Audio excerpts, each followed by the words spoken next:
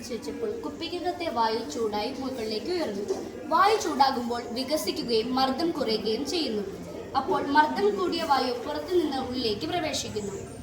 ഇതിൽ നിന്ന് നമുക്ക് മനസ്സിലാകുന്നത് വായു ചൂടാകുമ്പോൾ വികസിക്കുകയും മർദ്ദം കുറയുകയും ചെയ്യുന്നു എന്നുള്ളതാണ്. നമ്മുടെ വീട്ടിലെ പുകയില്ലാത്ത അടുപ്പിൽ വിറക് നന്നായി കത്തുന്നതിൻ്റെ പിന്നിൽ ഈ തത്വമാണുള്ളത്. കൂടാതെ വീടുകൾക്ക് എയർ ഹോൾ പണിയുന്നതിൻ്റെ പിന്നിലും ഈ തത്വമാണ്. നിബന്ധനകൾക്ക് വിധേയമായി കുപ്പിയിലെ വെള്ളത്തെ പുറത്തെത്തിക്കണം. കുപ്പിയിൽ തൊടാൻ പാടില്ല, പൈപ്പിൽ തൊടാൻ പാടില്ല, കുപ്പിയിലേക്ക് ഊതാൻ പാടില്ല, പൈപ്പ് വഴി താഴേക്ക് വലിക്കാനും പാടില്ല. എങ്ങനെ വെള്ളത്തെ പുറത്തെത്തിക്കും? നമുക്ക് നോക്കാം.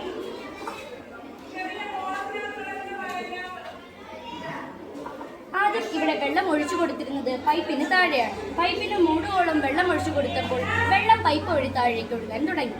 വെള്ളം ഒഴുകുന്നതിന് മുമ്പ് പൈപ്പിനകത്ത് വായു ഉണ്ടായിരുന്നു. വെള്ളം ഒഴുകിയപ്പോൾ പൈപ്പിനകത്തെ വായു നീക്കം ചെയ്യപ്പെട്ടു.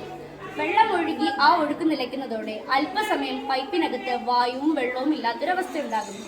അപ്പോൾ അന്തരീക്ഷ വായു കുപ്പിക്കുള്ളിലേക്ക് കടന്ന് പൈപ്പിലേക്ക് പ്രവേശിക്കുന്നു. ഇതിലൂടെ നമുക്ക് മനസ്സിലാകുന്നത് വായുവിന് മർദ്ദം പ്രയോഗിക്കാൻ കഴിയും എന്നുള്ളതാണ്.